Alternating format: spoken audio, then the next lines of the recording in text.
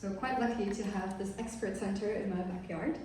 And a TGCT warrior, like a lot of the people here, so just want to share my story and also the lessons that I've learned. So I was quite lucky. Symptom to diagnosis was actually only 6 months. Of course, I think over the years I did have a lot of knee things, but I never really thought it was so bad to actually seek out anything. But on a lovely cycling ride, as we do here, the left side of my right knee started hurting, and so I started seeing 3 different physios over the months, and nothing really helped. The symptoms actually worsened, but it really fluctuated. So some days I could go bouldering, and then other days I couldn't walk up the stairs. So it's just really weird. And then in October, I went home to Vietnam in Saigon, and my husband forced me to see a surgeon in the orthopedics department. And luckily for me, they actually already had the suggestive PBNS diagnosis. Not great that it was the old name, but hey, at least enough to get me the evidence that I needed to see the general practitioner here, to be able to get the referral. Unfortunately, did not know about LUMC back then, so I went to a different hospital, and truly it was a very horrendous experience. I didn't feel listened to. I really had no confidence that he even knew what was going on and would be able to help me. And then lo and behold, I stumble upon the Dutch version of TGCT on LUMC's website, and I thought, wow, a whole website page on the thing that I have? Amazing. And so yeah, reached out, and actually on January 2nd, saw Dr. van der Waal, and he said and confirmed that it was TGCT, but we needed the contrast MRI to be able to see if it was nodular or diffuse, because it wasn't clear from the images that I brought with me from Vietnam. And then basically February 2024 is when I finally accepted that I actually had this, because there was a whole row of denial. I actually knew about TGCT support and Sydney for months before that, but I never reached out until I had a little talk with myself and thought, okay, it's time to face this. And then, yeah, told my family, friends. The first picture you saw was actually what I posted on LinkedIn on Rare Disease Day. And from then on, we were able to see that it was a nodular, localized type in my right knee in the posterior part at the PCL recess. And so what I really appreciate about this institution here, but also Dr. van der Waal, is that even though he's a surgeon, he never forced me and actually said I don't have to get surgery if I don't want to, so that was really nice. But I think the personal decision was that my life looked very different in that short period of time. I was very active. I love bouldering, and I couldn't do it anymore. And so I think the quality of life just wasn't there, and I decided then to do surgery. Luckily, we then went to Rome and met a lot of people in real life and thought, wow, cool, I can touch another person that has TGCT. And I have to say, some of the expert things got me a little bit scared to do surgery. So I left and I was like, do I still want to do this? But yeah, over the months I realized it is still what I wanted to do. Also because it seemed to be a one and done. So everything that was talked about today, all of the things were there for this to be kind of the end of the road. We get it out, I'm gonna get better. And yeah, it took until September till surgery, not really because of the system, but more so because I decided I wasn't going to let TGCT stop me from living my life. So I had a keynote at my old university here, and also we got married. So I felt like that was a little bit more important than getting, cut open. And it could wait. And yeah, so surgery, I very lovingly named my tumor Lilo, helps with the acceptance part, and had a very intentional period, because I had so much time actually until surgery happened, to really prepare. I very intentionally prepared for Lilo's departure. A lot of lovely things to do. I was told that the stronger I am going into surgery, the better it will be. So I actually started personal training in February all the way until September, and a lot of extra things.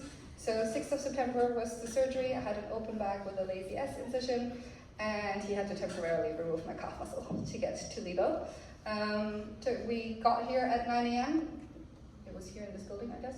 And left at 4 p.m. in the afternoon. So everything was done in one day.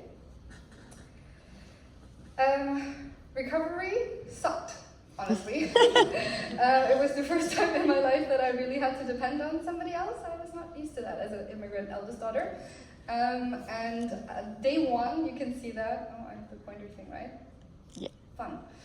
We went for a walk. Don't do that. Don't do that one day after surgery, because I ended up fainting and my husband had like almost a heart attack. So it took a bit of getting used to just let things be. It took about 1.5 months until I could get to one crutch, and then 3 months that I could actually walk around Amsterdam and have like normal daily activities without feeling like I need to go lay down right away. I also started physio in the 2nd week. I had a really great physio, and she was also focused on scar tissue, so showed me how to do the massage and things like that every single day. And I think the scar actually is really great. It looks good for what it is. And the story doesn't end there. So unfortunately, the symptoms kind of kept fluctuating. I came in for the surgeon follow-up with Dr. van Broekhoven. How cool, that's a woman surgeon. And she actually told me that because it was such a straightforward protocol, I guess, a follow-up was not necessary. It wasn't in the normal protocol. For my mental health, and because my symptoms were actually still there, I went back to Vietnam and I got an MRI done. And to be honest, the MRI came back inconclusive. I think maybe because I switched to oncology department. I don't know, I felt like that's kind of what we're learned to do, but actually it was inconclusive. And I thought, well, you know, that's an answer, you know. But things kind of kept getting worse and worse. And so I ended up sending the same MRI results back here to LUMC.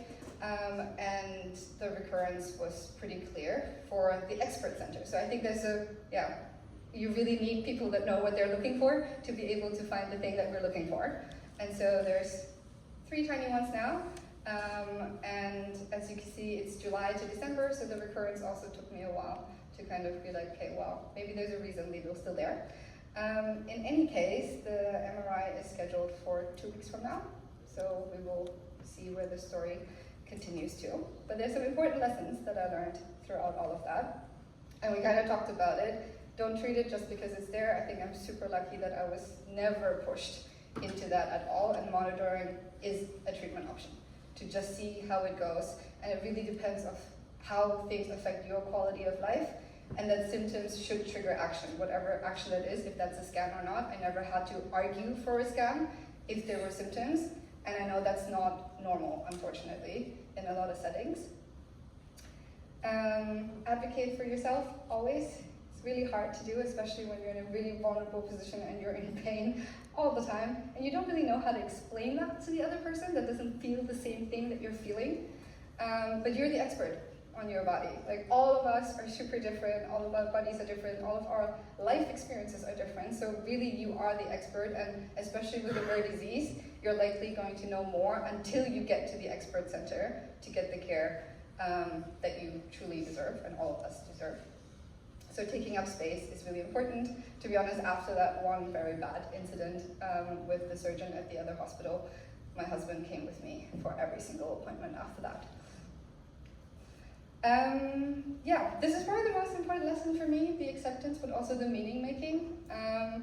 The time that I had to actually reflect on my life during the recovery period was when I realized I was really disconnected to my body, mind, and spirit, like all of that. I was running all the time, and I really didn't have any time for myself or taking care of myself, and that was a really big realization. So I've learned a lot about me, about my values, about my purpose, also that I get to coach people through this journey now. Like, all of that has been really important, and while I love being part of this club nobody wants to be part of, I also never want TGCT to define my life and what I can and cannot do. So that comes to lesson 4. You need to figure out what works for you.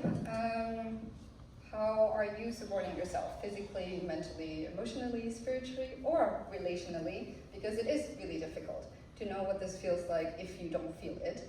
And it's also very difficult for the people that we love, and they don't know how they are supposed to take care of us. So for me, at least, it was really great to go back to my lineage and to really dig into traditional Chinese medicine. So I'm seeing a doctor now in Amsterdam that helps with the symptom management, at least of all of this. So yeah, there's tons of things out there. It's actually a bit crazy how many things are out there. So we just need to figure out what works specifically for your symptoms. And yeah, this is truly the hardest, and it's still a practice. It's not just the asking for help that's really hard, but once you start getting help, like that shame and the guilt, just as hard, if not harder. But that's great to see all of you here, because we are truly not alone, and everyone is worthy of love and support. So I guess the last thing I'm going to say is that you do not carry this all alone, and there's a very lovely, it might make you cry song that you can listen to maybe after this on the way home, where you just need to spend, some tears can help. And yeah, anybody would like to reach out, like I'm always happy to chat about our lovely rare disease.